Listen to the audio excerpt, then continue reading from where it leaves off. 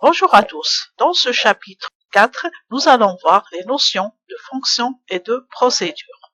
Pour cela, nous allons suivre le plan suivant. Après une introduction, nous commençons par voir les notions de fonction, ensuite les procédures, et enfin on termine avec les modes de transmission. Le développement donc de programmes pour résoudre des problèmes complexes nécessite parfois d'écrire des programmes qui sont très longs, donc avec un nombre d'instructions très élevé. Ceci rend le programme difficile à comprendre et à corriger. Et s'il contient des erreurs, ça va être très difficile de repérer ces erreurs. À cet effet, on préfère toujours décomposer ou bien diviser le problème complexe en petits problèmes de difficulté réduite, puis de leur associer à chacun ce qu'on appelle un sous-programme. Ces sous-programmes vont travailler ensemble pour aboutir au résultat qu'on désire obtenir. Un sous-programme peut être soit une fonction, soit une procédure, qui peut être appelée soit ce qu'on appelle le programme principal, ou bien être appelé par un autre sous-programme. Ça veut dire que une fonction peut appeler une autre fonction, ou bien une procédure. Une procédure peut appeler une fonction, ou bien une autre procédure. En mathématiques, vous connaissez déjà la notion de fonction. Par exemple, si vous mettez une fonction que vous définissez par f(x) de x, y, z, qui est égale par exemple à x plus 2y plus z, si vous appelez cette fonction en lui donnant les valeurs 1, 2, 3, ça veut dire que x va prendre la valeur 1, y prend la valeur 2, et z par exemple prend la valeur 3. Cette fonction va être calculée et donc elle va nous permettre d'aboutir à la valeur 8. Soit une autre fonction, par exemple g de x qui est définie par sinus de x.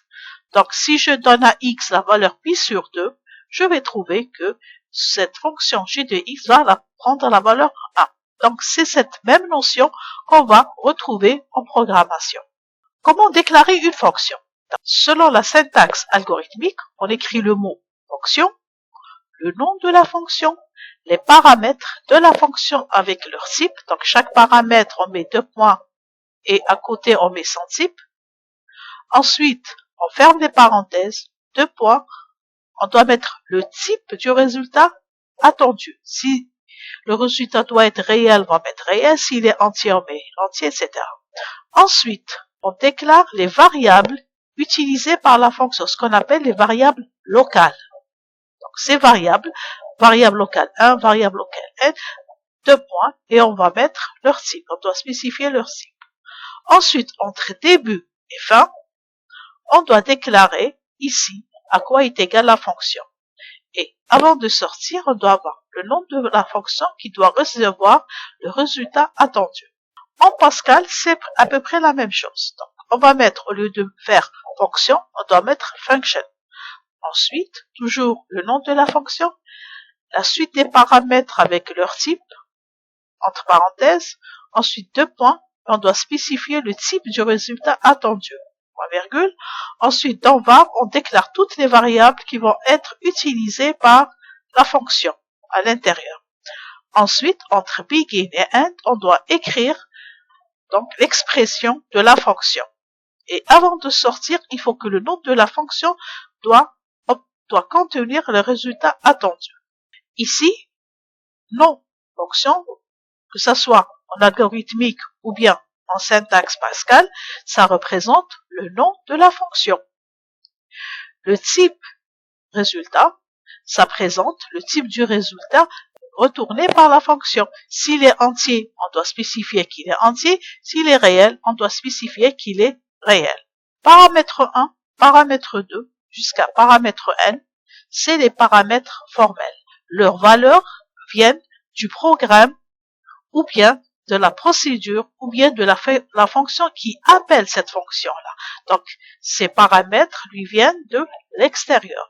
Type 1, type 2 sont les types des paramètres. Donc, variable locale 1, variable locale 2 jusqu'à n, c'est ce qu'on appelle les variables locales. Ce sont des variables qui sont reconnus par la fonction uniquement. Donc, si je sors de cette fonction, ces variables ne sont plus reconnues à l'extérieur. Que ça soit en syntaxe algorithmique ou bien en syntaxe Pascal, c'est la même chose. Ces variables sont appelées des variables locales. C'est les variables que la fonction doit utiliser pour arriver à un résultat.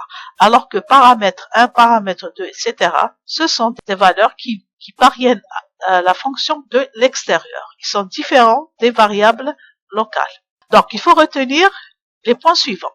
Que les variables locales sont définies et reconnues que par la fonction uniquement, où elles sont déclarées. Donc, elles ne peuvent pas être accessibles ni par le programme principal, ni par les autres fonctions ou procédures. Ainsi, dès qu'on termine l'exécution, c'est-à-dire qu'on sort de la fonction, ces variables locales disparaissent de la mémoire. Une fonction doit toujours renvoyer un seul résultat. Ce dernier est contenu dans son nom. Donc, le résultat ici, il va être contenu dans le nom de la fonction. Les paramètres de la fonction sont des variables qui vont recevoir des données. Ces dernières proviennent du programme ou du sous-programme appelant. Maintenant, on va voir comment appeler une fonction. Il y a différents cas.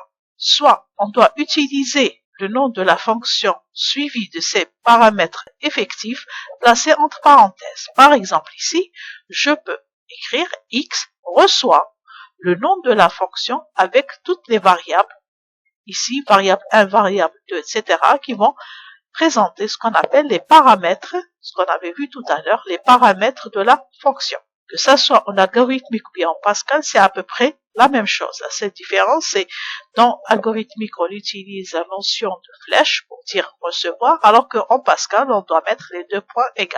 La fonction peut être aussi utilisée dans une expression mathématique. Regardez ici l'exemple 1. X reçoit A fois le nom de la fonction avec les paramètres plus B. Ici, c'est une expression mathématique qui nous rappelle un petit peu le calcul mathématique qu'on a l'habitude de faire dans les maths. Voilà. La fonction peut aussi être utilisée dans un affichage. Donc, si vous avez besoin de faire un calcul et un affichage, on peut aussi avoir ce cas-là. Donc, afficher x, virgule. Là, on met l'appel de la fonction. Donc, de la fonction var 1, var 2 jusqu'à var 1. Tous ces éléments, toutes ces manières, on va les voir à travers des exemples. Aussi bien donc, dans ce cours que dans les TP. Examinons cet exemple 3. Écrire un algorithme qui utilise la fonction pour le calcul d'un périmètre d'un rectangle. Regardez ici, à gauche, vous avez l'algorithme et à droite, vous avez le programme. À gauche, donc on regarde, on examine l'exemple. Donc, on définit algorithme calcul, variable, long, large, p égale. Regardez, ils sont déclarés dans le programme principal. C'est ce qu'on appelle ici des variables globales. Ça veut dire que ces variables-là vont être reconnues partout dans le programme, que ce soit dans le programme principal, que même au niveau des fonctions. Ils sont partout reconnus. Ensuite, après la déclaration des variables, on déclare les fonctions. Donc, il faut jamais oublier ça. Après la déclaration des variables, on déclare tout ce qui est sous-programme, que ce soit des fonctions ou bien des procédures, comme on va voir par la suite. J'ai déclaré ici la fonction que j'ai appelée périmètre rectangle. Regardez entre parenthèses ce que j'ai mis. J'ai mis large x, long x, deux points réels. Donc, ce sont les paramètres de la fonction. Et ensuite, deux points réels. Ça veut dire que le résultat de périmètre rectangle, le résultat de la fonction doit être un réel. Ensuite, à l'intérieur de la fonction, j'ai déclaré variable, j'ai mis R de points réels. Ça veut dire que R, c'est une variable locale. Donc, R ne peut pas être reconnu en dehors de la fonction. Ensuite, dans le corps de la fonction, donc entre début et fin, j'ai mis donc R qui reçoit 2 fois large x plus long x. Regardez, les valeurs large x et long x, c'est des paramètres qui proviennent de l'extérieur, donc on envoie large x, on lui envoie à la fonction la valeur long x, qu'elle va les utiliser pour calculer le R. Donc, R qui est une variable locale. Une fois que je calcule le R, par exemple ici, j'ai mis périmètre rectangle, c'est le nom de la fonction, reçoit la valeur R. Donc, ce résultat va se retrouver ici. J'aurais pu aussi écrire directement périmètre rectangle reçoit 2 fois large x plus long x. Ça n'aurait pas posé de problème. Mais moi, je préférais faire ça. Ensuite, donc ici, j'ai déclaré la fonction. Ici, c'est la partie déclaration et définition de la fonction. Une fois la fonction déclarée, je passe au programme principal. Le programme principal commence à partir du début et se termine avec fin. Donc, début, afficher large égal, lire large, afficher long, lire long. Regardez, large et long sont déclarés dans le programme principal. C'est pour ça on dit qu'elles sont des variables globales. Ensuite, je passe P, reçoit, périmètre rectangle, large et long. Remarquez ici, large et long, alors que dans la déclaration de périmètre rectangle, c'est-à-dire dans la déclaration de la fonction périmètre rectangle, j'ai utilisé large x et long x. Regardez, large x et long x ne sont pas déclarés ailleurs, ils sont juste ici, à l'intérieur de la déclaration de la fonction.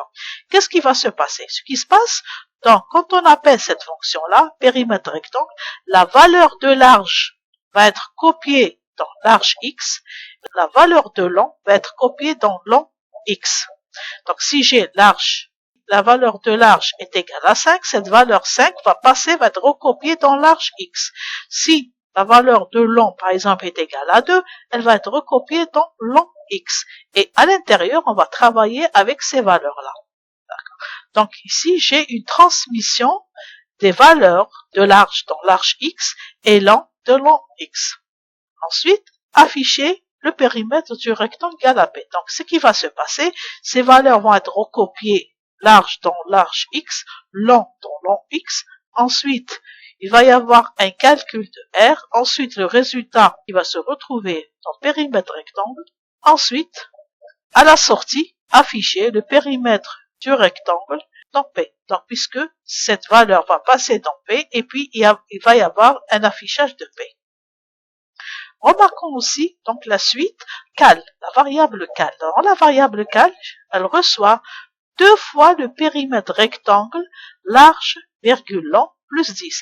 Ici, la fonction fait partie d'une expression mathématique. Donc, c'est comme si j'ai une expression qui est calculée, ensuite qui va être affectée dans cal. Voilà. Enfin, afficher cal et fin. Donc, pour remarquer, ça c'est un exemple qui est très intéressant. C'est les positions des fonctions. Ça peut faire, donc je peux affecter directement le résultat d'une fonction à une variable, ou bien l'expression, donc le calcul d'une fonction, peut faire partie d'une expression mathématique et son calcul va être affecté à une variable. Ici, c'est l'équivalent Pascal. Donc, c'est la même chose. Donc après var, donc je déclare. Donc, vous voyez, c'est à peu près la même chose comme on a l'habitude de voir. Donc, programme calcul, donc c'est le même. Ensuite, var, je déclare les variables globales ici.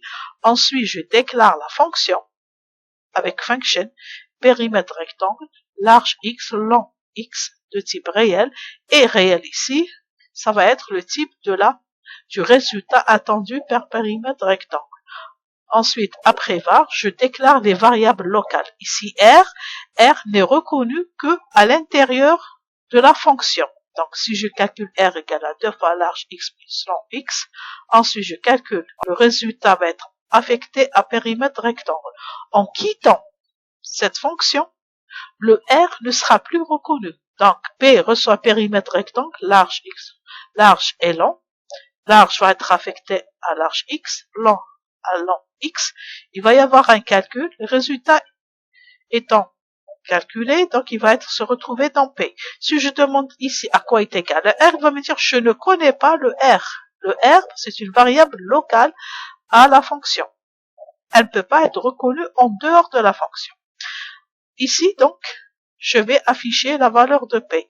Ensuite, dans cal, je vais utiliser donc un deuxième branchage, donc je vais encore me brancher, donc je vais prendre le 2 fois, il va se brancher dans périmètre rectangle, il va prendre large dans large X, long dans long, il va calculer cette expression, puis il va m'afficher un résultat.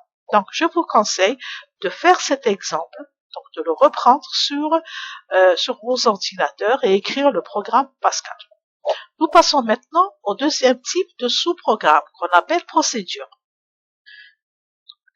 Vous avez ici à gauche la présentation algorithmique et à droite la présentation Pascal. La première question qu'on se pose, quelle est la différence entre une fonction et une procédure? Première différence, on peut dire déjà qu'une fonction ne peut vous donner qu'un seul résultat, alors qu'une procédure peut vous donner un ou plusieurs résultats à la fois. Ensuite, dans la procédure, vous savez ici, donc on utilise le mot réservé, procédure. Ensuite, le nom de la procédure. Et à l'intérieur, on a une liste de paramètres. Donc A1, A2 jusqu'à N, B1, B2 jusqu'à Bn, ce sont des paramètres. Vous remarquez par contre qu'à côté de var, à côté des paramètres B1, B2, Bn, j'ai le mot var ici, comme pour dire variable. Ensuite, à l'intérieur de la procédure, vous avez donc la déclaration des variables locales. Un autre var et dans lequel on va déclarer nos variables locales. C'est comme dans les fonctions, ces variables locales ne sont reconnues que par la procédure. Ils ne peuvent pas être reconnues en dehors de cette procédure-là. Ensuite, entre début et fin, je vais calculer B1, B2 jusqu'à Bn avec leur expression. Et donc, remarquez que c'est B1, B2, Bn, ils avaient un var à côté, parce que ces valeurs-là vont être calculées à l'intérieur de la procédure. Et c'est ceux-là qui vont constituer ce qu'on appelle les résultats de la procédure.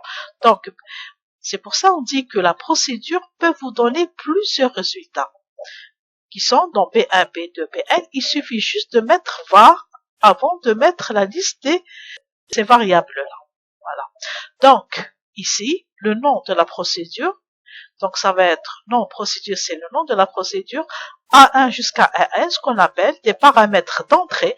Donc ces paramètres vont venir de l'extérieur, du programme principal ou bien de la procédure qui appelle cette procédure. Ça peut être un autre sous-programme, ce qui peut être une fonction bien une procédure, ou bien ça peut être le programme principal. Il va envoyer des valeurs, donc ici des variables donc, qui vont contenir des valeurs, et ce qu'on appelle, donc c'est des paramètres d'entrée pour une transmission par valeur de données. Donc ces valeurs donc, vont être utilisées dans le programme, dans la procédure.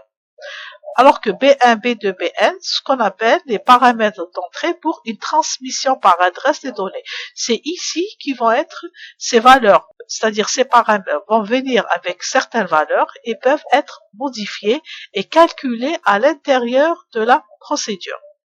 Ils vont constituer les résultats de la procédure.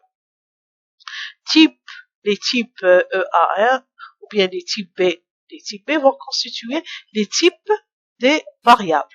Comment appeler une procédure? On doit utiliser le nom de la procédure suivi de ses paramètres effectifs placés entre parenthèses. Donc, ici, on doit mettre nos paramètres. Attention, déjà, on remarque aussi une deuxième différence par rapport aux fonctions.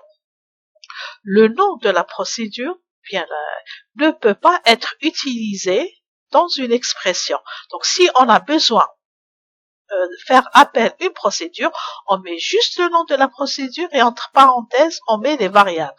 Et cette procédure, cet appel de procédure, ne peut pas faire partie d'une expression mathématique comme on l'a fait pour la fonction. On va voir un exemple. Donc, l'exemple, écrire un algorithme qui calcule les racines réelles des équations du second ordre de la forme. ax carré plus bx plus c. On va utiliser la notion de procédure pour faire cet algorithme-là. Ici, donc je déclare, donc bien sûr, toutes les variables qui vont être utilisées dans mon programme, A, B, C, x1, x2, c, qui sont de type réel, ils sont déclarés dès le départ, donc que ce soit en algorithmique ou bien en programme Pascal, vous voyez, donc ce sont ce qu'on appelle, puisqu'ils sont déclarés juste, c'est-à-dire au départ du programme, donc c'est des variables qui sont reconnues partout dans le programme. Donc c'est ce qu'on appelle les variables globales, donc c'est des variables qui sont reconnues partout dans le programme. Ensuite, après la déclaration des variables, on déclare notre procédure. Donc, regardez ici, j'ai appelé solution, ma procédure. Regardez, elle a les paramètres A, B, C de type réel. Regardez, c'est les mêmes paramètres. Donc ici, A, B, C réel. Ensuite, avant ci, x1, x2 de type réel, j'ai mis le mot var. Ça veut dire que A, B et C, c'est des valeurs qui vont venir de l'extérieur et qu'on n'a pas le droit de modifier dans la procédure. Alors que si x1, x2, c'est des valeurs qui peuvent venir de l'extérieur, mais je peux aussi les modifier à l'intérieur de la procédure. C'est pour ça qu'on met le var. Donc, comme si mes résultats vont se retrouver dans ces trois paramètres, sin, x1, x2, parce que j'ai mis avant le mot var. Ensuite, variable, j'ai défini delta de point réel. Ça veut dire, ici, mon delta, c'est une variable locale. Ça veut dire qu'elle n'est reconnue qu'à l'intérieur de la procédure. Si je sors de la procédure, le programme ne reconnaît pas cette variable. Donc, je rentre début, delta reçoit b au carré moins 4ac. Donc, je veux utiliser ces paramètres a, b, c, voilà, à l'intérieur pour calculer le delta. Si delta est supérieur ou égal à 0, alors je vais calculer. Donc je vais donner à la valeur sin la valeur 1. x1 reçoit moins b plus la racine carrée de delta sur 2a, x2 reçoit moins b moins la racine carrée de delta sur 2a. Vous voyez que x1 et x2 vont recevoir des valeurs. Et la même chose pour sin. Donc, c'est pour ça que j'ai mis le mot var, parce que je m'attends à ce que ces valeurs soient modifiées à l'intérieur de la procédure. Alors que A, B, C, non. A, B, C n'ont pas le droit d'être changés. Voilà. Donc, ici, donc si delta est positif, je calcule sin x1, x2. Sinon, je vais afficher pas de solution réelle et sin va recevoir moins 1. On s'en fout pas mal de la valeur de x1, x2. Fin de ci et fin. Donc, fin de la procédure. Ici, regardez la procédure, comment elle est déclarée. Dans le programme principal, j'affiche la valeur de A que je vais lire, affiche à quoi est égal B, je vais lire le B et je vais lire le C. La première valeur de C reçoit 0. Et puis, regardez comment j'ai appelé la procédure. Je l'ai appelée directement par son nom. Solution. Ensuite, A, B, C, sin, x1, x2.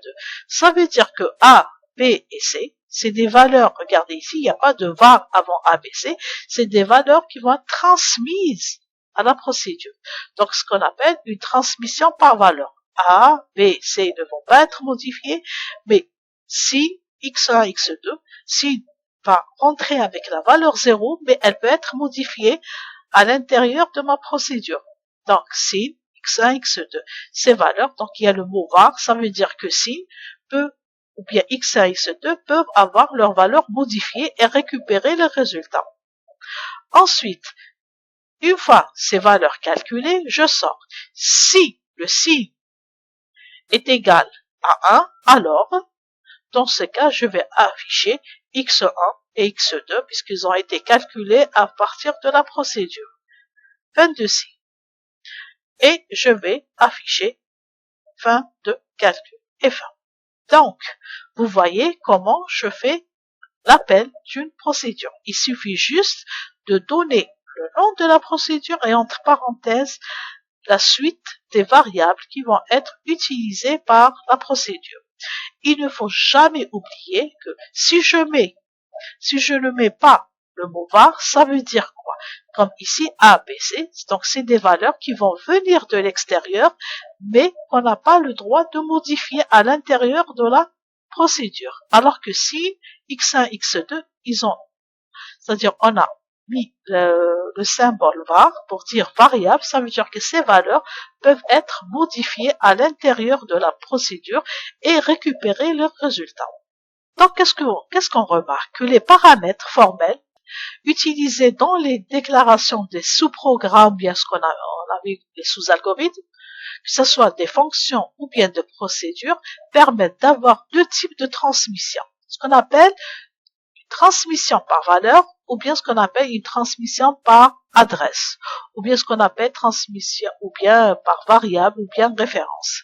Donc en général, on va utiliser la transmission, ce qu'on appelle transmission par valeur ou bien transmission par adresse.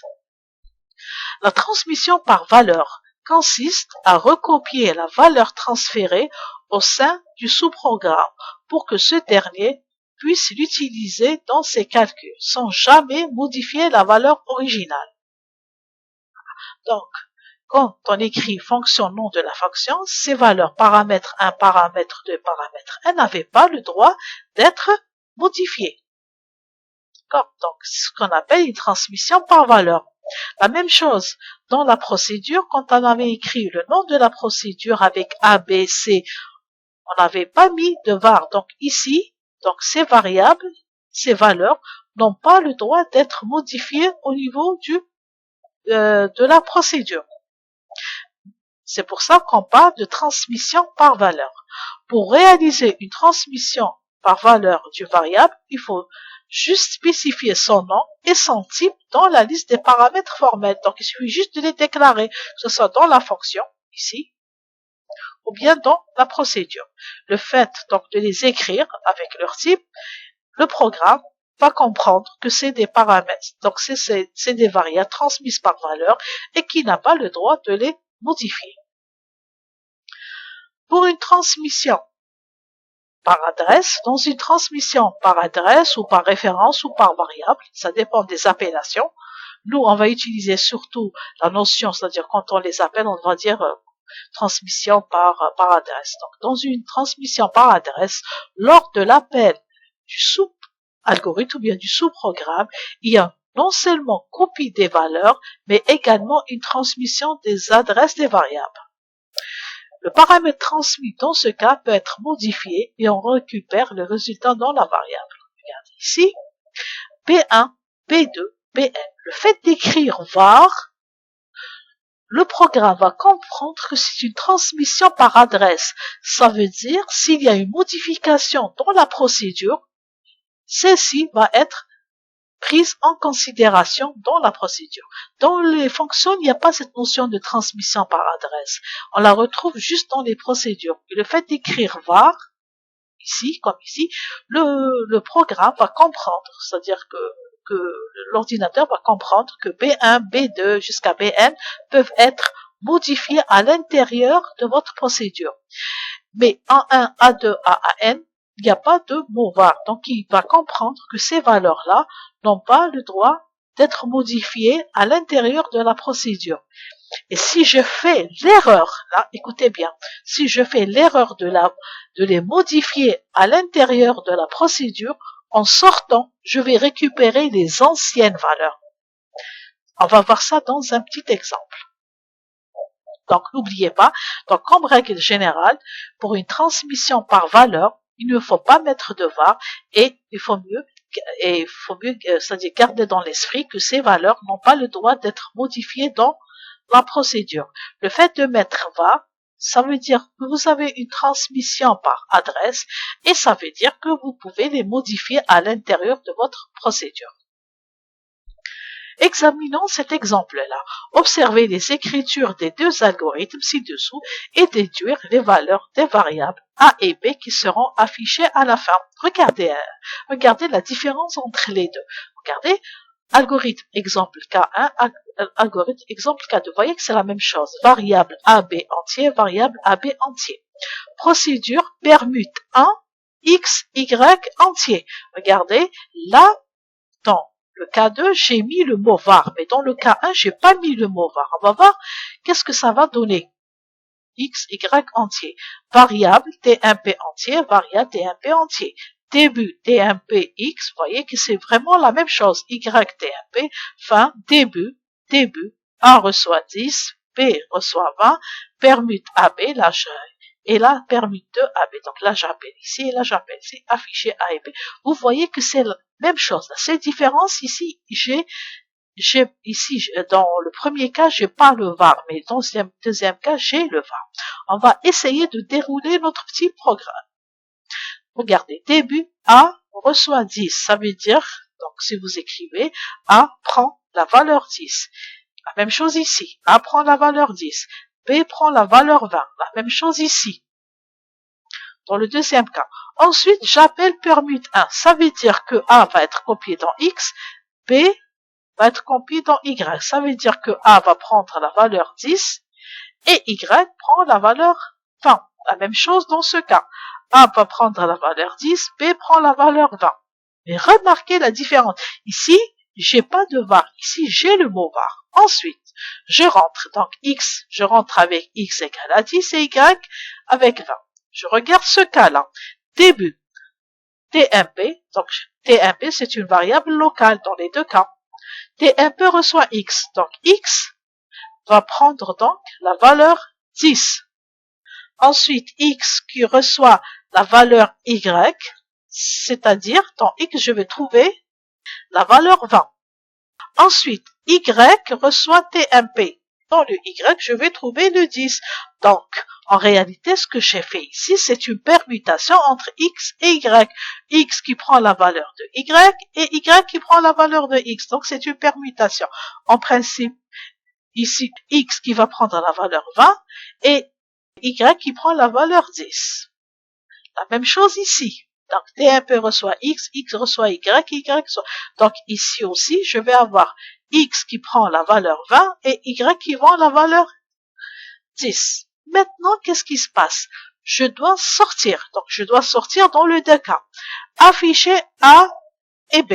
Donc, ici, X avait une valeur de 20, Y avait la valeur de 10. En retour, qu'est-ce que je vais avoir comme affichage ici? AB est là. Regardez ce que je vais avoir. Le résultat dans AB, je récupère le 10 et le 20. Alors qu'avec celui-là, je garde la permutation qui vient de la procédure. A va prendre la valeur 20 et B prend la valeur 10. Pourquoi? Tout simplement parce que ici, c'est une transmission par valeur. C'est vrai, j'ai transmis le 10, j'ai transmis le 20. Ensuite, ici, j'ai fait une permutation en principe. X devient 20 et Y devient 10, mais le retour, il se rappelle que ici, il n'y a pas le mot var. Donc, c'est une transmission par valeur. On n'avait pas le droit de modifier le X et le Y. C'est pour ça que je vais récupérer les anciennes valeurs de A et B. En principe, le X va être recopié dans A, Y dans B. Mais puisque j'ai pas mis le mot var, ça veut dire qu'il n'avait pas le droit de modifier ces valeurs. C'est pour ça qu'on va retomber sur le 10 et 20. Alors que dans le deuxième cas, non. Je lui dis ici var. Ça veut dire quoi? Ça veut dire si vous modifiez la valeur de X et Y ici, à la sortie, ces valeurs vont être recopiées au résultat, à la sortie. Donc, X va repasser dans A, Y va repasser dans B, et donc c'est pour ça que je récupère la modification et j'obtiens le 20, 10. Afficher A et B, donc je vais avoir un affichage à l'envers. Donc, rappelez-vous de cette remarque, elle est très importante. Si vous ne mettez pas le mot var, telles que soient les modifications que vous utilisez dans vos variables, à la sortie, vous récupérez les anciennes valeurs. Alors que si vous mettez le var, si vous modifiez vos valeurs ici, le X et le Y, à la sortie, vous allez garder les modifications qui ont été appliquées dans la procédure. Donc, c'est ça ce qui fait la différence entre la transmission par valeur et la transmission par adresse. La transmission par valeur, vous ne mettez pas le var. La transmission par adresse, vous mettez le var. Si vous mettez si vous avez une transmission par valeur, tout ce que vous modifiez, si vous modifiez vos variables qui sont déclarées dans la procédure, s'il y a une transmission par valeur, donc quelle que soit la modification que vous allez appliquer à la sortie, vous récupérez les anciennes valeurs. Mais si vous mettez var, ça veut dire une transmission par adresse. Si vous modifiez vos variables, à la sortie, vous allez garder votre modification.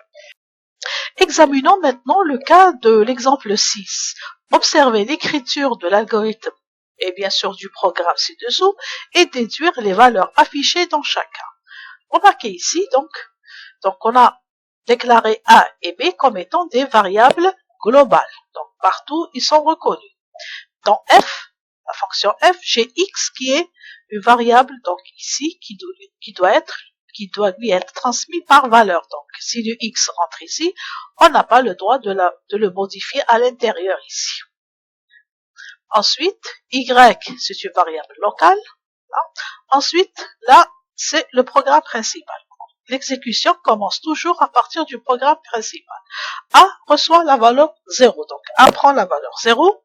Ensuite, B prend la valeur 0. Puis je vais me brancher dans F, avec f de A. Donc le A, la valeur du A ici, elle est recopiée dans X.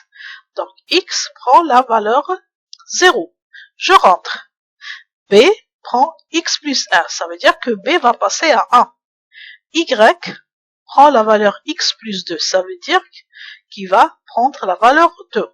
Ensuite, F c'est Y plus B, c'est-à-dire le 2 plus le 1, c'est-à-dire un 3. Donc, la valeur 3 va se retrouver dans F et celle-ci va passer dans A. A reçoit F de A, c'est-à-dire le résultat. Ici, je vais le récupérer dans A. C'est pour ça que A va prendre la valeur 3. C'est à cause du F. Ensuite, afficher la valeur de A, donc c'est le 3. Et B prend la valeur 1. Pourquoi le 1? Puisque, en rentrant ici dans la fonction, B n'est pas déclarée qu'une variable transmise par valeur. Elle n'est pas déclarée ici. Donc, si je la modifie à l'intérieur de la fonction, elle va être considérée. Pourquoi? Parce que c'est une variable globale. Elle peut être n'importe où reconnue. Mais puisque ici, dans la liste des variables qui rentrent dans la fonction, il n'y a pas le B. Donc, j'ai le droit de la modifier. Donc, je peux changer le B et être reconnu ici. Donc, le B est une variable globale sans être un paramètre formel de la fonction. Elle peut être modifiée à l'intérieur du sous-programme, c'est-à-dire de la fonction, et cette modification sera conservée, même en quittant le sous-programme. Donc, tant que je n'ai pas écrit par exemple x, B, integer, je peux modifier le B. Mais si j'avais mis le B ici, je n'aurais pas eu le droit de le modifier. En le modifiant ici, en sortant, je vais récupérer l'ancienne valeur. Mais tant que je ne l'ai pas mentionné, ici, ça veut dire que B, elle est globale, elle est reconnue partout, et si je la modifie dans la fonction, elle va être considérée. Examinons maintenant le cas de l'exemple 7. Toujours observer l'écriture de l'algorithme bien sûr et du programme et déduire les valeurs affichées de x dans chaque cas. Regardez ces cas-là, c'est très intéressant comme exemple. Je commence, donc le x, ici variable x, c'est une variable en principe qui est globale. Mais dans la procédure, je retrouve aussi un autre x qui est déclaré comme étant local. Donc il va y avoir un petit problème entre les deux, en principe. Donc, nous, on va essayer de suivre le programme et voir comment vont se faire les modifications. L'exécution commence toujours à partir du begin. On s'en fout pas mal de la procédure. On rentre, clear screen, x reçoit la valeur 10. Donc, write ln, K1, x va sortir donc la valeur 10. Ensuite, modif. Hop, je vais me brancher ici. Est-ce que le x fait partie ici? Non. Donc, en principe, c'est une variable globale. En principe, si je modifie ici, je vais la retrouver. Or, le problème ici, c'est que x, il y a un autre x qui est une variable locale. Dans ce cas, qu'est-ce qui va se passer? Ce x-là va être le plus fort. X prend la valeur 0. Write k de x égale à 0. Donc ici, c'est pris. En sortant, j'ai terminé, je sors. Donc, il est reconnu. Je sors. K3, X prend quelle valeur? Prend la valeur 10 parce que celui-là, il est différent de celui-là. Ici, c'est pour une variable locale, ça nous intéresse pas. En sortant, c'est la variable globale qui va l'emporter. Donc, X est déclaré comme variable globale et une autre variable locale au sous-programme modif porte aussi le même nom X. Toute modification de X à l'intérieur du sous-programme, ici, ne sera pas conservée à la sortie de ce sous-programme. Donc, dès que je sors, c'est terminé. Cette valeur de X, pour lui, elle est différente de ce X-là. Donc, il faut faire très attention à ne jamais confondre une variable locale avec une variable globale, même si elle porte le même nom. Donc, ici, c'est des risques. Parfois, quand on écrit un programme, on ne fait pas attention. Moi, le conseil que je vous donne, les variables que vous utilisez comme variables locales à l'intérieur de la procédure, bien de la fonction, ne les utilisez pas ailleurs. Choisissez d'autres variables. Ça, ce sont les cas d'erreur. Donc, parfois, on les retrouve et on se trompe. Donc, pour moi, c'est-à-dire moi, le conseil que je vous donne, changez de nom. Les noms des variables locales ne doivent pas être les mêmes parce que ça peut vous induire en erreur. Ce n'est pas faux de les déclarer. On peut utiliser les mêmes noms, mais ça peut vous induire en erreur. Moi, je vous donne le conseil de changer de nom. On passe maintenant à un dernier exemple. Écrire un programme qui lit les valeurs d'un tableau de dimension maximale égale à 10 et de type entier, puis fait appel à un sous-programme qui multiplie chacun de ces éléments par 3. Jusqu'à maintenant, on avait vu le cas de variables, les variables qui sont transmises par valeur ou par adresse comme étant des valeurs simples. Mais ça peut être un tableau, hein, carrément. Donc, on va voir cet exemple-là. Donc, c'est l'exemple qu'on avait traité dans le chapitre précédent. Ici, donc, c'est-à-dire ce qu'on veut écrire nous, c'est une petite procédure qui reçoit la valeur d'un tableau, elle va la multiplier par 3, puis elle envoie un résultat. Donc, regardez ici, donc démarre toujours notre exécution à partir du programme principal. On va lire la dimension du tableau. Ensuite, pour 1 jusqu'à n, on va lire notre tableau. Donc, ici, j'ai défini un type table. Array 1 jusqu'à 10 of integer. Donc, le n ne doit pas être supérieur à 10. Donc, qu'est-ce que je vais faire? Donc, je vais lire les valeurs du tableau, table 1 jusqu'à table 10. Ensuite, je vais appeler multmat. C'est une procédure. Donc, je vais me brancher ici. Je vais lui transmettre la valeur n. Donc, n ne peut pas être modifié. Donc, j'ai transmis ici par valeur. Ensuite, var, table. Ça veut dire que si je lui envoie cette table, elle peut être modifiée à l'intérieur de la procédure et en sortant, je récupère la modification. Donc, je rentre ici. Je prends sur l'ancien tableau, tab, que je vais multiplier par 3, puis en sortant, je récupère, c'est-à-dire les nouvelles valeurs multipliées par 3. Donc, je vous conseille de faire cet exemple. Remarque que je vous fais, donc faites très attention à var. Si j'oublie de mettre var à côté de tab, donc si je multiplie à l'intérieur de la procédure tab par 3, et tant que j'ai oublié de mettre le mot var, en sortant, je récupère l'ancien tableau. Donc, la multiplication par 3 du tableau ne sera pas prise en considération. Donc, faites très attention. Si vous faites une modification à l'intérieur de la procédure et que vous voulez garder cette modification, n'oubliez pas de mettre le mot var. Sur ça, donc, je vous remercie pour votre attention. Et donc, je vous conseille, par contre, de reprendre tous les exemples que j'ai traités ici dans le cours et je vous demande de les réécrire en Pascal sur vos ordinateurs et de les exécuter.